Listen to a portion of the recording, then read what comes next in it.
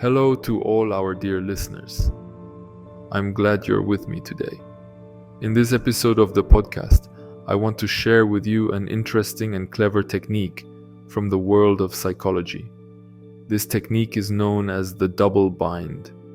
The name might sound a bit intimidating, but don't worry. I am here to teach you how to use this technique in a positive and beneficial way so that it can help both you and others. Let me first explain what a double bind is. This technique is a fundamental principle in dark psychology, where you present two options, both of which work in your favor, forcing the other person to make a choice. In other words, you take control of the situation while giving the other person a sense of freedom and choice. For example, imagine you want to encourage your friend to go out with you.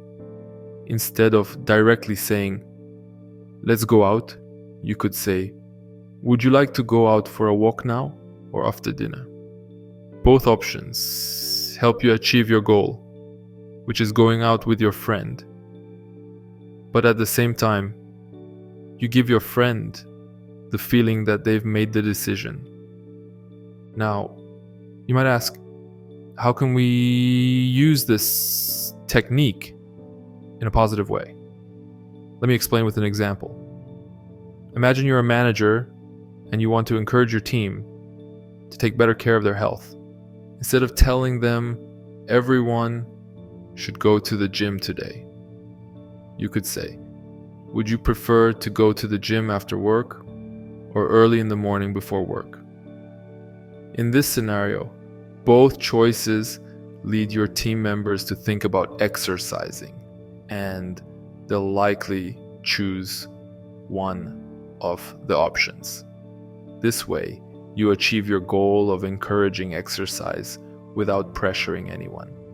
This technique can be very effective when used with positive intentions and for constructive goals.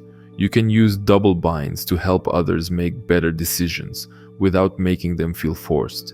For instance, if you're a parent and want your child to eat healthier, instead of saying, "You must eat this," you could say, "Would you like to have a salad for dinner or vegetable soup?" This way, you give your child the power of choice. But you're still guiding them towards a healthier option. In the end, the most important thing when using this technique is your intention. If your intention is positive and your goal is to help others, you can use this technique as a powerful tool to improve the quality of your life and the lives of those around you.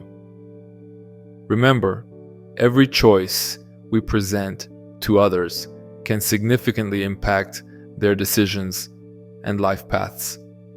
I hope this discussion has been helpful and that you'll use this technique in a constructive and positive way in your daily life.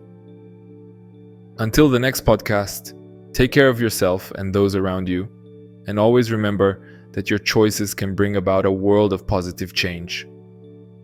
Until the next episode, stay well.